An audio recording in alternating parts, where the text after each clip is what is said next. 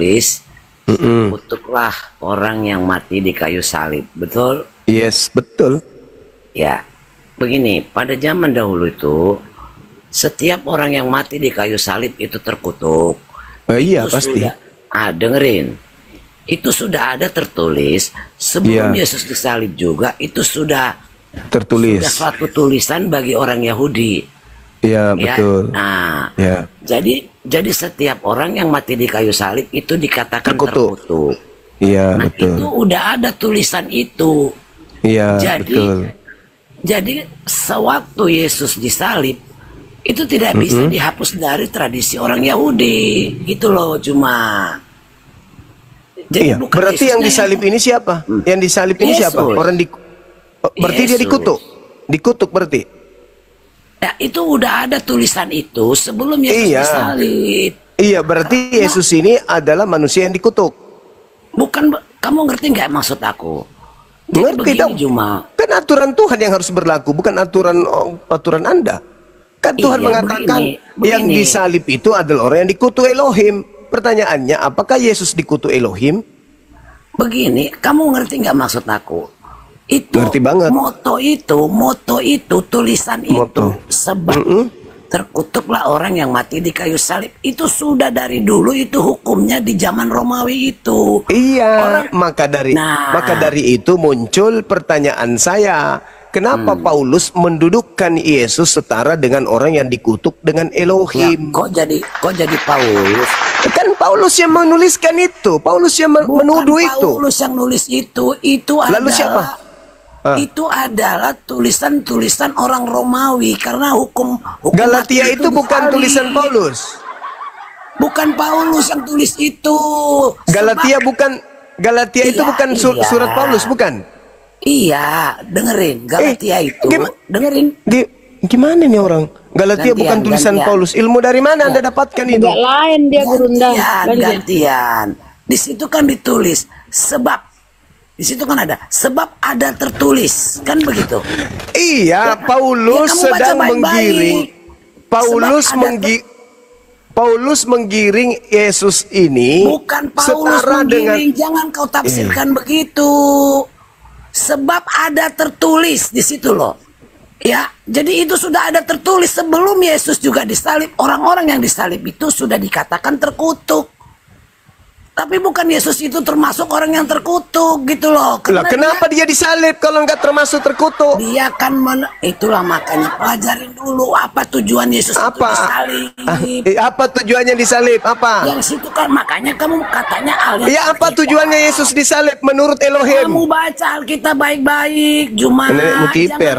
Jangan terus Alkitab itu, Juma. Nenekmu kiper. Sekarang Yesus ini apa dosanya sampai dia dikutuk? Yesus itu tidak berdosa. Berarti bukan dia yang disalib. Dia menembus dosa-dosa manusia. Dari mana ilmunya? Kalau salib itu untuk nebus dosa, di mana ilmunya? Itu sudah dinubuatkan di Alkitab, Juma. Alah, nubuat. Lah, jangan pakai ngarang, Allah, ngarang jangan cerita. kesuka hatimu aja. Ngarang kamu, cerita kau, ngarang cerita. kamu yang ngarang cerita. Ajaran Jangan Vatikan kau bawa. Ngapain kau Jangan bawa ajaran memaksakan Vatikan ke sini? penafsiranmu. Kamu Jangan yang memaksakan, saudara. Saudara yang memaksa. Nih, Di mana Tuhan? Dengar. Di mana Tuhan menebus? Dengar. Pertanyaan saya. Habis itu kau ngomong. Di mana Tuhan mengatakan dosa ditebus dengan mengorbankan manusia? Di mana tertulis? Bagaimana? Kurang jelas. Nah, saya ulang lagi. Di mana tertulis dari firman Elohim dosa dihapuskan dengan darah manusia? Itu tertulis di mana? Begini, Juma. Dari zaman dulu, dengerin. Saya tanya di mana tertulis, Iya, bukan dengerin Anda sedang dulu. mau Kamu menipu di memaksa- sini. Kamu Di mana memaksa- tertulis? Tertulis Ya, di kamu mana? memaksakan kehendakmu aja, Juma. Loh, Nggak harus boleh. karena Saya tahu. kalian Di telah otakmu memfitnah itu, Yesus. di Harus otakmu karena itu kalian tidak telah suka memfitnah sama Yesus, Paulus. menggenapi Karena nubuatan Paulus tentang itu- nebus dosa, Karena Muhammad menggunakan itu tidak darah bisa manusia. mengganti Paulus.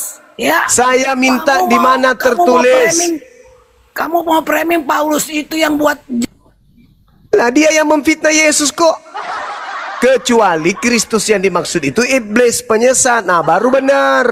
Iblis menebus Kristen dari kutuk hukum Taurat dengan jalan menjadi kutuk. Sebab ada tertulis, terkutuklah iblis yang digantung di tiang salib. Baru betul.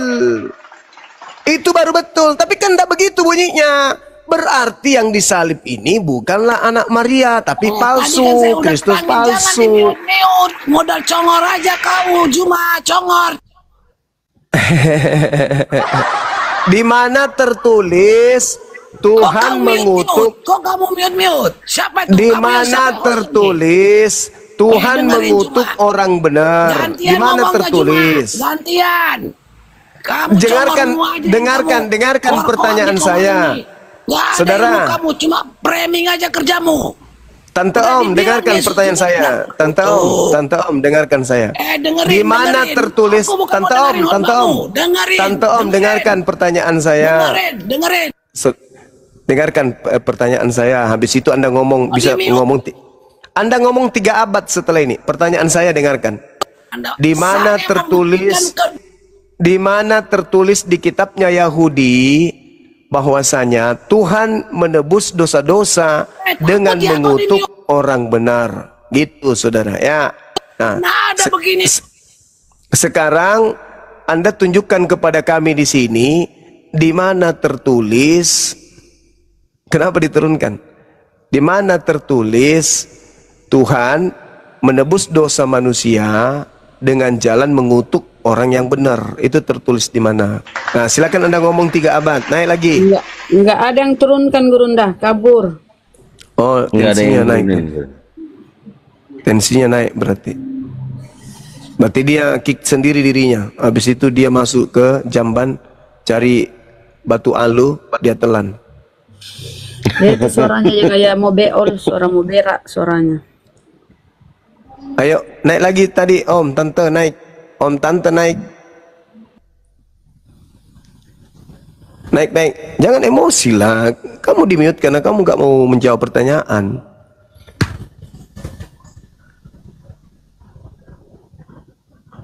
Di mana tertulis? Kan kata Paulus, sebab ada tertulis. Nah, Anda memaksakan.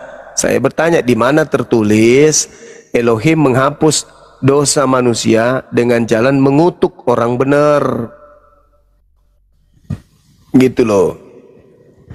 Tertulis di mana itu? Silakan. Siapa lagi palsu-palsu ini?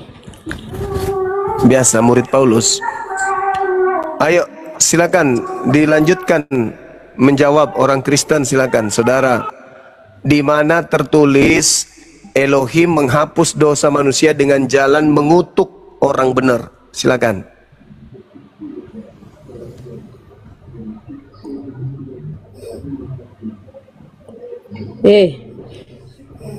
Nyamar-nyamar dia ini. Penyamar ajaran Paulus ya. Memang. Jawab. Ya namanya pengikut Paulus begitulah. Kalau dengan dustaku, memang. Nola Sabrina, kau turun aja ke neraka ya, nyamar-nyamar. Ada si Nola ini. Nola, Kristen. Fans berat dia sama Bang Suma itu. Nola Sabrina, Kristen Muslim. Nola. Mbak Nola. Ya Allah. Kepencet kan Nola?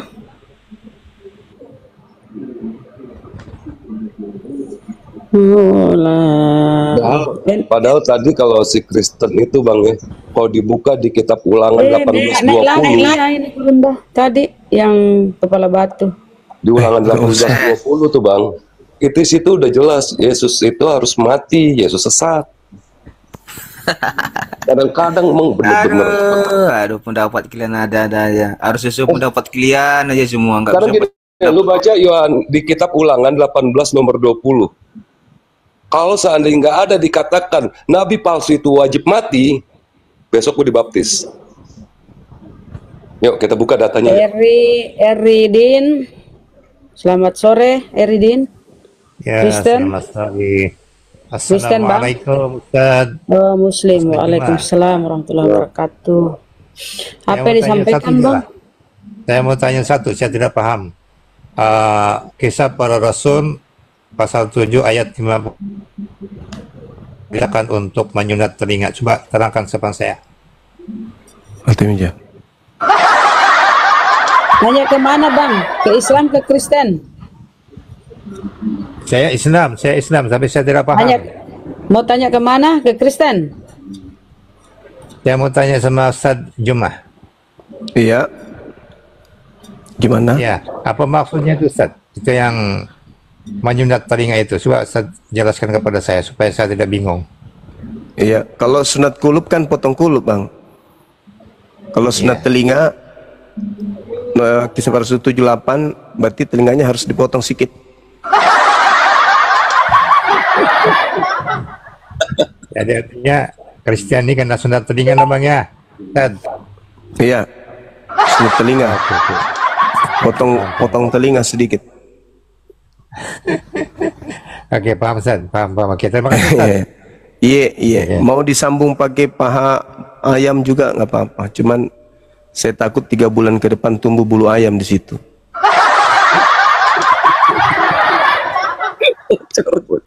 Bocor, ya Allah, astagfirullah.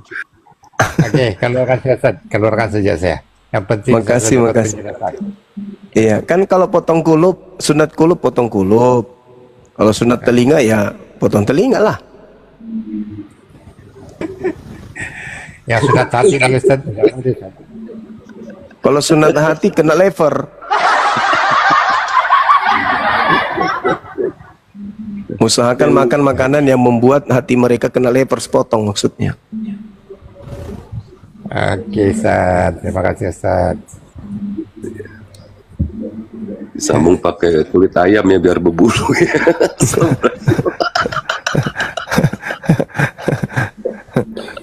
Sutejo, selamat sore Sutejo. Kristen Muslim, Sutejo. Bang Dito di mana Bang Dito? Muslim bang. Masih Tanya hidup sama orang Bang ini. Dito. Kapan? Apalagi si Patejo. Bang Dito.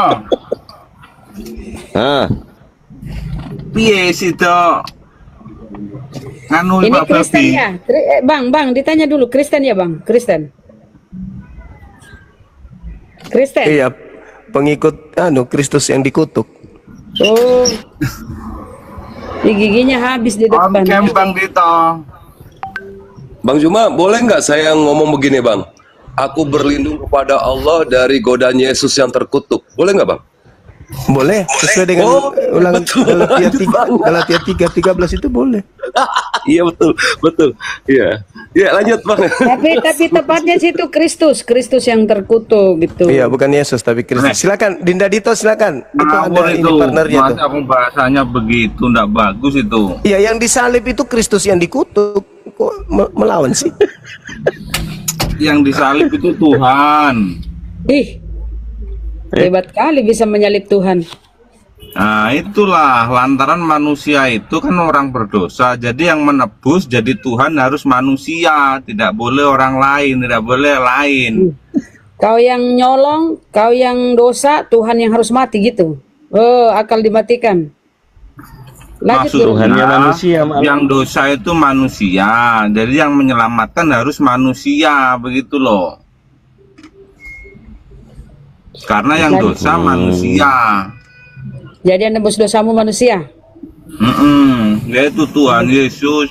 Loh, manusia katanya yang nebus dosamu manusia atau Tuhan? Itu manusia menjadi Tuhan. Enggak, yang mati Penebus menebus dosa itu disebut Siapa? penebus dosa itu adalah manusia. Berarti menjadi Tuhan. Yang menebus dosamu manusia kan? Ayo. Ya, tapi sudah menjadi Tuhan, begitu loh Mbak. Masa nggak mengerti? Berarti Coba begini. manusia yang nebus dosamu, baca di Roma 7 ya 9. Apa kata Paulus? Semua manusia sudah terjalar dosa. Kalau yang mati menebus dosamu berarti gagal. Karena manusia terjalar dosa. Akibat pelanggaran Adam semua manusia terjalar dosa. Oke? Manusia atau Tuhan yang nebus dosamu? Loh, itu sudah jadi tradisi dari 2000 tahun yang lalu itu. Cuma modal Begitu. iman. Lanjut Gurun dah. Loh, masa saya mau diturunkan ini bagaimana ini? Enggak, Mau- aku suruh lanjutkan ke inianmu, keimananmu. Cuma modal iman doang. No. Ongkem Bang Dito. Ih, kok kenapa sama Bang Dito? On, bukan ong. Nggak Saya tahu kalau dia dengan Bang nih. Dito itu senang sekali soalnya dia memberi wawasan itu seperti mau menyelamatkan manusia begitu dan tidak harus menjatuhkan. Dan Silakan Bang Dito. Kalau Bang Zuma kasar sekali kalau Bang Zuma, Alah. mau enggak? Karena gini, karena otakmu tuh Bang, kalau dilembuti, di pelan-pelan, lemah lembut, nggak mudeng kau. Lemah lembut aja nggak mudeng, apalagi ditegasin. Ayo Bang Dito lanjut. Loh, beda lek tradisi ini wong Jawa kuwi pakai bangsa sing lembut, bahasa Saya tanya dulu, lembut, Bang. kuwi Kok masuk. Ngono Kok loh. Jawa bisa Kristen Bang? Kau apa? Kok murtad? Kok Jawa bisa Kristen? Biasanya Batak. Kok kenapa bisa kok Kristen Bang? Nah inilah yang tidak bisa diterima. Ah, kenapa bisa? Ibu itu bahasa berdiri cuma dari satu pihak toh. Tidak Enggak. mau merasakan keimanan seperti orang Kau, Kristen. kau murtad atau memang dari nenek moyangmu kau murtad Bang? Bang, kau murtad atau memang dari nenek moyangmu Kristen? Ke mute, buka Bang, buka mute-mu. ini Kau memang ini kau- korban. murtad. Ini korban Bunda. Ini kesian. korban dia itu karena pelihara babi aja. Oh, Jangan ngakuin dia. Pesanannya Bang Dito sudah ada. Kapan mau diambil? Maksudnya apa? Emang aku pesen babimu? Oke, buat apa aku pesen babi? Loh jarene kan ngedol babine. Ono kok ada pulsa piye to?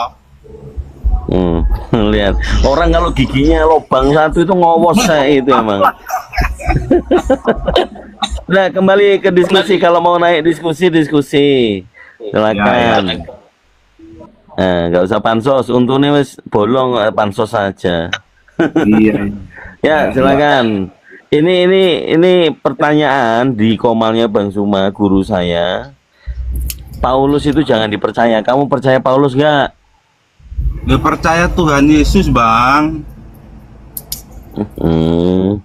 Pada saat Paulus mengatakan Kristus telah mati dan hidup kembali supaya menjadi Tuhan, sebelum Kristus itu mati, Tuhannya dia siapa? Tuhannya Pak Paulus itu sebelum dia mati Allah Bapa Bang. Bapak. Bapak. Sosokan mau gantiin Paulus, dia jadi Paulus. Inilah memang calo babi ini kayak gini nih, calo babi ngomong asal jeplak nih, calo babi ini. Udah kau diam dulu aja lah Tejo. Ini ada Don King Hans. Sore Don King. Don King, selamat sore. Don King, woi, hoi. Ini gimana nih? Ya teman-teman, ini ada agen celeng ya, agen babi Sutejo. Jadi kalau teman-teman di Manado butuh babi ya, ini ada ini orang ini. Apa yang dipromosikan di kapir Bang? Ya kalau kau tanya, kau turun aja. Kalau kau naik cuma cengengesan, jual gigimu, turun aja kalau nggak berdiskusi. Jual gigi. Sikat bunda, sikat bunda, sikat mereng dia bunda, sikat mereng dia bunda. Kalau perlu, sikat gigi tontokin aja giginya. Diskusi aja, jangan sok-sok pansos di sini. Kau diskusi ayo. Kalau nggak mau diskusi turun. Oke, saya kasih ayat aja deh ya. Sebentar saya buka ayat ini. Jadi orang yang makan babi itu adalah manusia yang paling menjijikkan. Dikatakan di kitab Yesaya 66 nomor 17. Ya. Di sini dikatakan apa? Makanya gue ngelihat muka Sutejonya jijik gue. Kenapa? Karena Bible-nya dikatakan orang yang makan babi, nih, orang yang makan babi, dideketin ya, dan binatang-binatang jijik, binatang-binatang jijik serta tikus. Serta tikus, mereka semuanya Harus akan lenyap dilenyapkan. sekaligus. Ya, lenyap, lu mesti dilenyapin karena lu menjijikkan. Ini kata firman Tuhan lu tuh. Jadi lu harus ikutin perintah firman Tuhan lu nih. Nih ya. Tuh. Yesaya 66:17. Makanya salah satu yang dilenyapin sama Tuhan lu itu gigi lu lubang tengah satu ya. Nah, lanjut. Kabur dia takut. Nggak tahu Nah, di sini pamer mulut, pamer gigi. Dongking. Memang babi di Yesaya 66:17, babi dan tikus binatang menjijikkan dipersembahkan untuk dewa-dewa. Dan pemakannya harus dilenyapkan. Tuh. Bangga kali dia ya pemakan yang haram. Dongking. Kristen, dongking. Dongking. Aduh, dongking.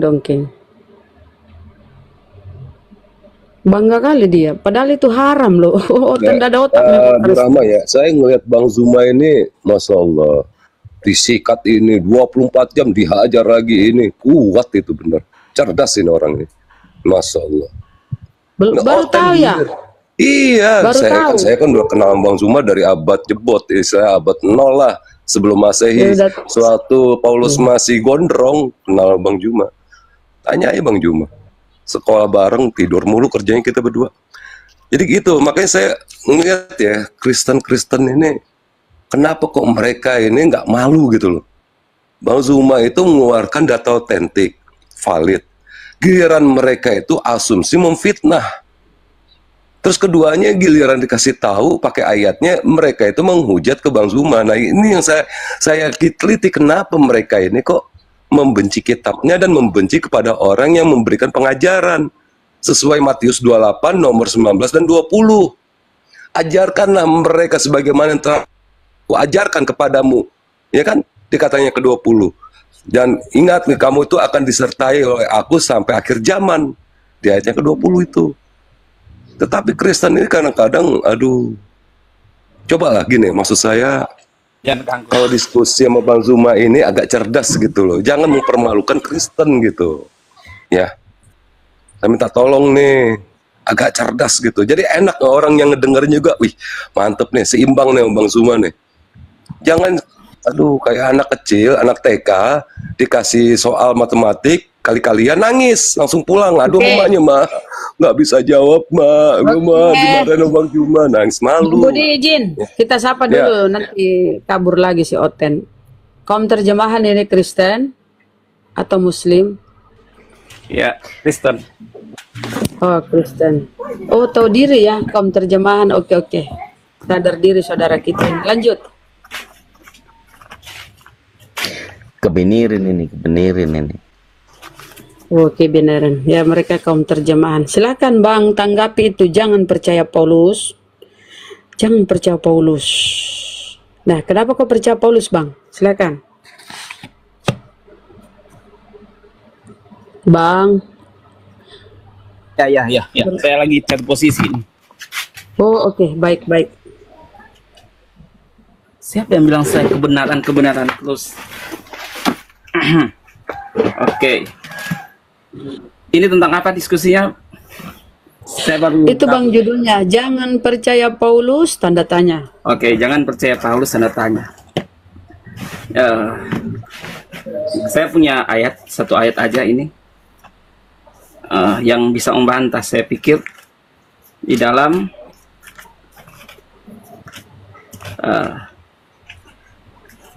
2 Petrus pasal yang ke-3 ayat 15-16. Inilah pernyataan kesaksian ketua rasul yang hidup bersama Yesus, yang adalah muridnya Yesus, yang adalah ketua rasul pada waktu itu. Dan ini pernyataannya tentang Paulus sebagai rasul. Dia bilang begini, dan hendaklah kamu hargakan bahwa panjang sabar Tuhan kita itu mendatangkan selamat. Demikianlah juga Paulus, saudara kita yang dikasihi itu. Ini perkataan Petrus. Sudah menyatakan kepada kamu sekadar pengetahuan yang dikaruniakan kepadanya. Demikianlah dalam segala surat kirimannya dikatakannya di hal segala perkara itu. Jadi suratan Paulus itu di ACC oleh Petrus. Di dalamnya itu ada juga beberapa perkara yang susah dimengerti. Maka orang yang tiada berpelajaran dan yang tiada tetap itu memutarbalikan. Sama seperti kitab-kitab yang lain itu, sehingga mendatangkan kebinasaan atas dirinya sendiri. Jadi pada saat dikatakan jangan percaya Paulus, saya harus percaya siapa? Tentunya secara logika saya pakai akal, saya akan percaya Petrus yang menyatakan tentang Paulus itu seperti apa.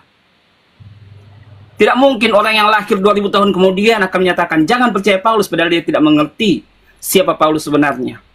Tapi Petrus sebagai ketua rasul menyatakan dengan bukti yang konkret tentang apa yang ditulis oleh Rasul Paulus, itu disaksikan oleh ketua rasul.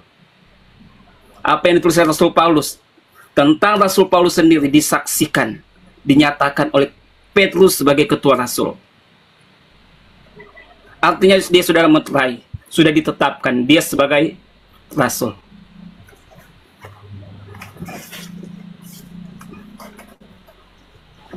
Terus Bang, terus apa lagi? Siapa nih Gurunda yang ini? Lanjut, Bang Zuma.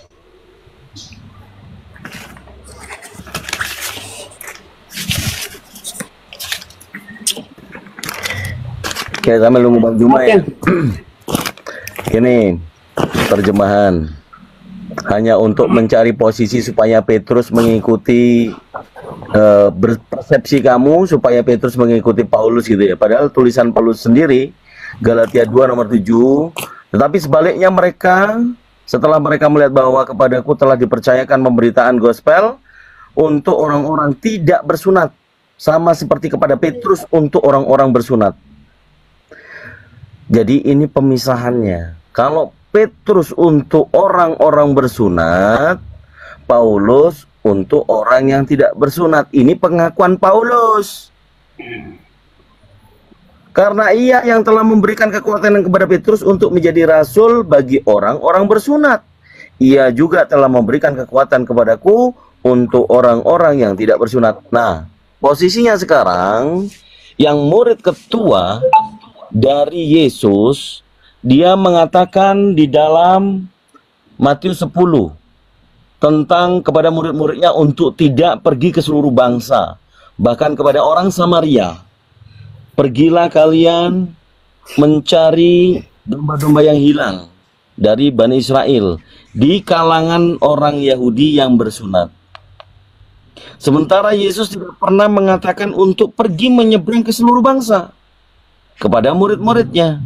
Jelas di sini kalau yang telah bangkit itu kemudian mengaku, pergilah ke seluruh bangsa, jadikanlah muridku, baptislah mereka. Itu bukan Yesus. Kalaupun itu memang Yesus, apa hubungannya dengan Paulus? Kamu mengais-ngaiskan bahwa Paulus mendapatkan ridho, mendapatkan restu oleh Petrus. Di sini Paulus sendiri mengatakan, dia memperjelas bahwa Petrus adalah rasul atau murid Yesus yang diutus untuk orang-orang yang bersunat. Lah Paulus enggak. Kalau pengen tahu tentang Paulus, tadi ada di Roma 11 nomor 13. Dia sendiri yang klaim bahwa Paulus ini mengaku-ngaku sebagai rasul kalian dan apa? So kita baca ya. Aku berkata kepadamu, wahai bangsa-bangsa Kristen, bukan Yahudi yang enggak sunat. Justru karena aku adalah rasul untuk kalian bangsa-bangsa Kristen yang tidak bersunat, untuk bangsa yang bukan Yahudi itu bangsa Kristen kalian ini loh. Aku menganggap hal itu kemuliaan pelayananku, yaitu kalau aku dapat membangkitkan cemburu di dalam hati kaum sebangsaku menurut daging dan dapat menyelamatkan beberapa orang dari mereka. Sebab jika penolakan mereka berarti perdamaian bagi dunia, dapatkah penerimaan mereka mempunyai arti lain daripada hidup dari antara orang mati? Ini kalau masih mengais-ngais ini Paulus diaminkan oleh Petrus, gak ada hubungannya bre. Jangan hanya karena membantah Paulus dibela-bela, menyambung-nyambungkan dari ajaran Petrus. Nggak ada hubungannya. Bahkan sampai sekarang Paulus sebagai pendiri kekristenan, fundamental kekristenan, yang memang seringkali kalian ikuti. Segala sesuatu halal bagiku. Kalian sudah tidak menjadi hamba, melainkan jadi anak. Hukum dan aturan apa yang kalian sekarang miliki? Nggak ada. Kalian dibebaskan oleh Kristus menurut Paulus. Paulus yang mengatakan segalanya halal bagiku, maka menurut kalian makan semuanya boleh. Makan babi, makan anjing, makan apapun, omnivora kalian. Ini perintah yang ada di Bible tulisan Paulus. Jadi kalau hanya mengais-ngais supaya Bible ini komprehensif atau relevan dengan ajaran Yesus, bagaimana menunjuk Petrus sebagai murid ketua, ingat tidak? Petrus juga dikatakan nyahlah iblis. Itu suatu penyangkalan Petrus yang katanya murid, ternyata dia juga tidak mengikuti apa yang Yesus ajarkan. Orang-orang Katolik menganggap mereka mengikuti Petrus, padahal sejatinya adat atau liturgi yang diajarkan oleh Paulus. Petrus sudah jelas hanya untuk bangsa Yahudi. Lalu yang untuk Katolik menganggap dia pengikut mengikuti Petrus, nggak ada. Tetap Paulus. Paulus itu adalah paus yang pertama bagi kalangan Katolik. Lalu apa hubungannya dengan Protestan? Protestan ini gerbong-gerbong gelap dari yang sejatinya dia itu sudah bengkok, memisahkan diri, melihat kebengkokan, pengennya ngelurusin, tetapi ujung-ujungnya malah lebih kepentok semuanya. Bible 73 dikurangi jadi 66. Kemudian ada aliran lagi yang lebih ekstrim. Apa alirannya? Protestan apa? Protestan satanik. Benar-benar itu anjuran ajaran iblis, ajaran setan itu ada di Protestan. Kemudian ada lagi yang mengkaitkan dengan, dihubung-hubungkan dengan Yahudi. Siapa itu? Advent. Karena takut, Bang Zuma dan kami semuanya bilang, siapa yang memerintahkan kalian pergi ke gereja hari Minggu? Salah satunya akhirnya pergi hari Sabtu. Kami menghormati hari Sabat. Tapi bagi yang lain, nggak ada. Ayo silakan. Sudah saya bantah. Kembali lagi, kalau kamu percaya ajaran Paulus, hal yang membedakan adalah pada waktu dia mengatakan di Roma 14 nomor 9, Kristus telah mati dan hidup kembali supaya menjadi Tuhan. Sebelumnya Tuhannya Paulus siapa? Silakan.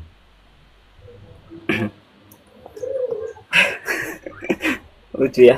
Oke deh. Kok ketawa sih Bang? Iya. Karena nggak bisa dibantah apa yang saya katakan tadi itu. Satupun saya dengar nggak ada perbantahan. Oh, saya bantah Bang. Saya bantah Bang. Saya bantah. Gini, saya jelaskan. Yang dibantah tentang Paulus menghalalkan tentang hal makanan. Oke, enggak sebentar Bang, saya bantah deh kalau gitu Bang. Abang perhatikan ayat yang ke-16 Bang. Gantian lah. Enggak, sebentar. Abang bilang kata nggak bisa dibantah. Saya bantah nih Bang ya. Saya bantah dulu sebentar. Kan Bang itu udah panjang tadi Bang. Saya akan lupa apa yang saya mau bilang. Makasih Bang ya. Ya.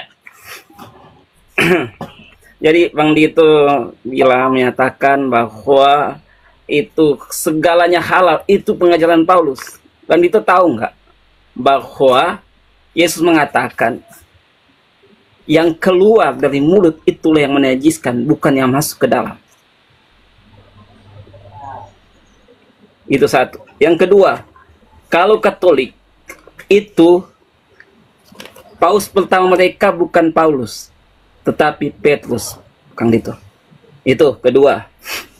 Yang ketiga, tentang pernyataan Advent. Advent itu Kang Dito udah ratusan tahun yang lalu sebelum Kang Dito dan Bang Suma lahir. Mereka memang udah ibadah di Sabat dan makanan mereka seperti itu.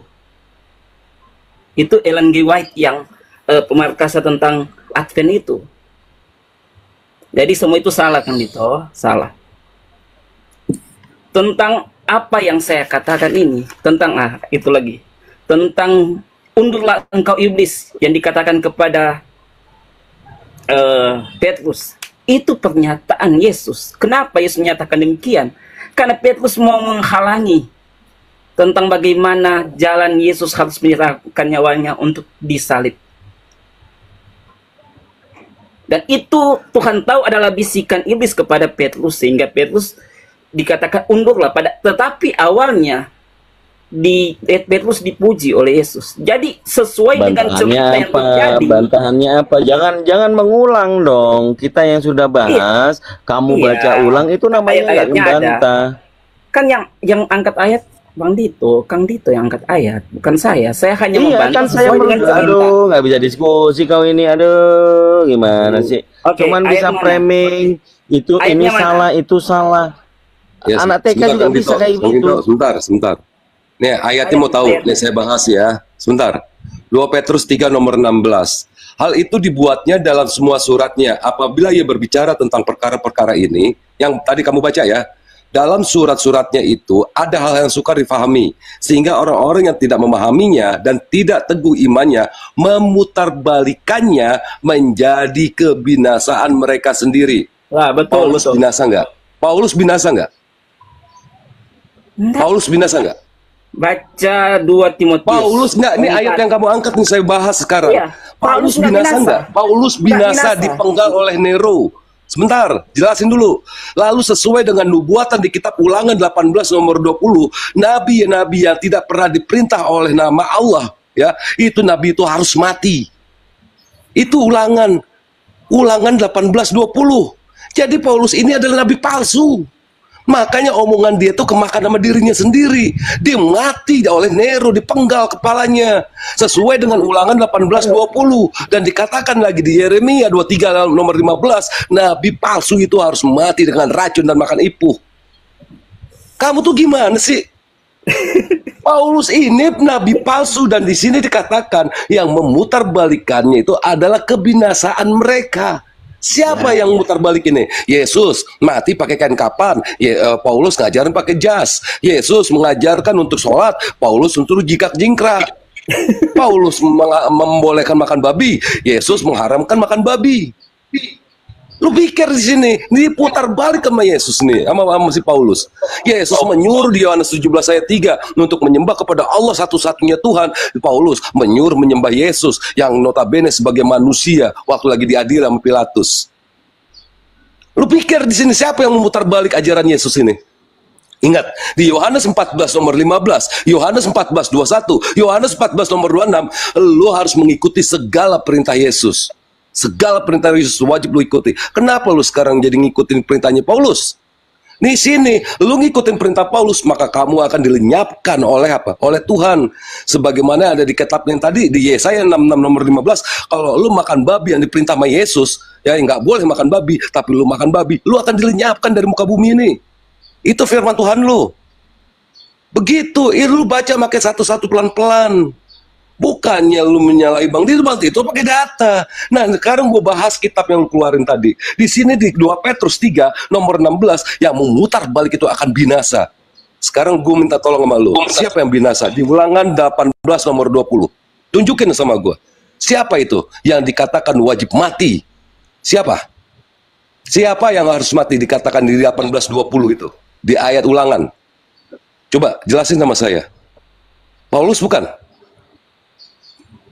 Makanya jangan muter-muter.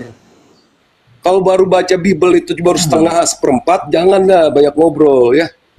Dengerin ngomong. Lanjut. Biasa aja Bang, kita diskusi bukan bentar-bentar. Baca dulu Ulangan 18:20. Buktiin mulut saya, betul nggak omongan saya? Buktiin. Sabarlah, santailah kita. Santailah. Kita harus tegas Bang, di dalam menyatakan kebenaran itu harus tegas. Di mana-mana dosennya santai, kau suruh orang santai tapi kau kurang ajar ketawa-ketawa kalau dikasih data. Memang ajaran Paulus. Sabarlah Bunda. Jangan ketawa-ketawa. Nanti dipandang kalian keroyokan kalau kayak gini. Satu-satulah. Kapir, kalau orang kasih data kau jangan ketawa. Kalau kau manusia kecuali kau monyet. Lanjut. Silakan Anda jawab.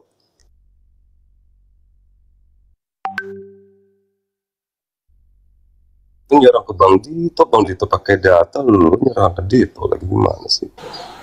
Betul ngomong dia. Coba Anda jawab. Baca Ulangan 18:20, siapa yang harus mati di situ? Jangan di-mute, dibuka mute-nya. Saya sebentar baca ini. Ya, siap. Bagus. Saya senang sama Anda kalau gitu. Silakan. Sabarlah. Tapi adapun nabi yang melakukan dirinya dengan sombong dan mengatakan firman dengan namaku yang tiada kusuruh katakan, atau yang berkata dengan nama dewa-dewa, niscaya orang nabi itu akan mati dibunuh hukumnya. Ya. Jadi tentang hal ini, nabi yang melakukan dirinya dengan sombong, mengatakan firman dengan nama Adonai, atau itulah sombong dan mengatakan dengan namaku dan tiada kusurukan. Nah, ini tiada kusurukan. Katakan atau yang berkata dengan nama dewa-dewa, niscaya orang nabi itu akan mati dibunuh hukumnya. Kalau masih Paulus, kau ngejelasinnya kalau pakai TL itu, mbok kira kita nggak tahu apa? Jangan sok kelihatan bagus pandai narasi, yang kau baca TL untuk jelasin. Ini nih emang bangke bener ya orang-orang Kristen ini supaya mengelabui kita ya, apa yang dia baca kelihatannya sama padahal dia baca TL loh. Iya. Ini gimana ini? Kebiasaan banget kalau diskusi TB, ya udah aku udah paham nih TB nih. Kenapa kau jelasin TL? TB. Sabar. Oke. Kita buka TL. Ayo kita buka TL. Parah ini, kelihatan supaya kelihatan pinter, jago, yang dibaca beda. Sabar. Ini TB. Padahal TL. Ayo jalanin TB. Ayo lagi. Kelakuan. Siapa yang harus mati? Ya, lanjut Bang, lanjut. Iya. Terjemah. Lanjut, baca. Sabar, saya lagi ambil kitab saya. Kan jadi saya harus bawa ini kitab saya TB. Supaya sinkron. Kalau orang lain mungkin bisa kau kelabui. Kalau Kang Dito sorry ye. Kelabui bunyinya sama kok, Kang Dito, sama bunyinya. Sama aja. Sama. Lihat layar itu, sama nggak bunyinya? Sama. Mempunyai maksud pengertian yang sama, itu maksud saya. Iya, tentang Paulus ya sekarang ya, yang saya bacakan tadi ya toh. Baca dulu ini Bang. Oke, tunggu, saya baca aja pakai Alkitab saya. Keluaran 20 ayat 18. Keluaran 18 nomor 20. Sabar. Keluaran 18 ayat 20 bunyinya gini. Kemudian haruslah engkau mengajarkan kepada mereka di mana Bang salah, tetapi seorang ini. Keluaran 18 ayat 20 toh? Iya. Ulangan Bang, ulangan 18. Ulangan. Bang, lihat di kamera Bang nih Bang tuh. Kan saya udah tunjukin nih Bang. Ulangan. 18 ayat 20.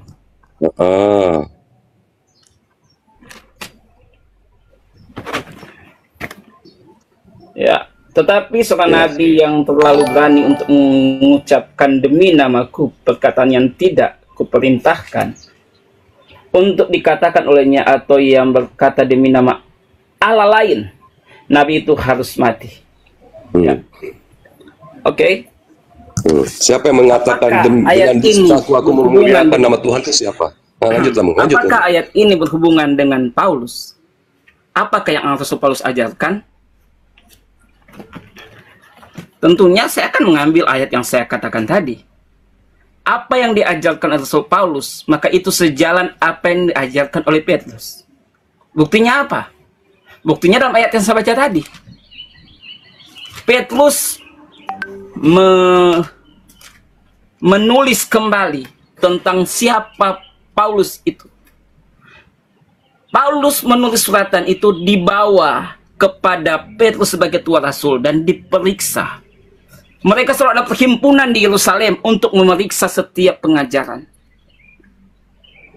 Dan di dalam 2 Petrus 3 ayat 15 dan 16 sudah sangat jelas pernyataan Petrus siapa Paulus. Kenapa? Paulus itu dalam pelayanannya disaksikan oleh murid-murid yang lain. Dia pernah bertemu dengan Petrus. dia datang ke Yerusalem berkumpul untuk mempercakapkan tentang pengajaran. Itu bisa baca dalam kitab Kisah Para Rasul. Pertobatannya juga disaksikan oleh murid Tuhan yang adalah Ananias. Sewaktu dia belum bertobat, dia hidup dengan mempunyai kuasa, senang. Tetapi setelah dia panjang lebar, apa kau ceritakan itu? Ya susah pada saat dia menjadi. Kalau kau khotbah di gerejamu, bro, buat gereja di sini, biar dibantah dulu itu yang kau sampaikan. Ananias jadi saksi. Sampaikan sesuai dengan apa yang ditanyakan, siapa Paulus itu. Paulus itu penyesat. Saya kasih tahu ya.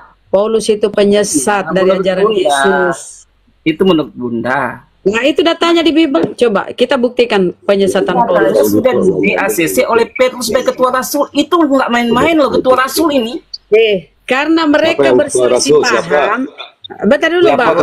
Sedikit Bang Budi. Karena mereka berselisih paham dengan Petrus ya si Paulus, maka diadakan konsili Yerusalem. Di konsili Yerusalem itu disepakati, baca tuh, disepakati bahwa Paulus itu rasul bagi orang kafir yang berkulup, pemakan babi kayak kau. Si Petrus rasul bagi, kamu dengar biar kau pinter. Petrus rasul bagi orang Yahudi yang bersunat. Paulus bagi kau yang memang kau sejatinya pengikut Paulus. Makanya kau tersesat. Iya. Itu konsili Yerusalem. Makanya si Paulus itu ke Athena. Baca tuh di Biblemu, Athena. Dia menyebarkan ajarannya kepada pejamatnya di Roma. Coba tengok tuh surat-suratnya si Paulus. Ada kok surat-suratnya tuh kepada semuanya, Bunda. Kalau orang bicara memang ini kau ini ya, pengikut Paulus memang begini. Bunda nanya, coba kau saya jawablah Bunda. Gimana Bunda nanya? Kan belum. Saya diam, saya mute. Kalau berkesesuaian ajaran Paulus dengan murid Yesus, kenapa Paulus tidak terpilih menggantikan Yudas? Kenapa? Itu bukti bahwa si Paulus itu berbeda ajarannya. Paulus itu untuk orang-orang kafir. Makanya ketika mereka makan bersama, datang Petrus, si murid Yesus ini berdiri. Ya kan? Karena gak mau dia semeja dengan orang-orang kafir, pemakan haram. Berbedalah mereka. Diadakanlah konsili Yerusalem. Dibawalah ajarannya si Paulus ini ke Athena. Baca itu di Biblemu, Athena.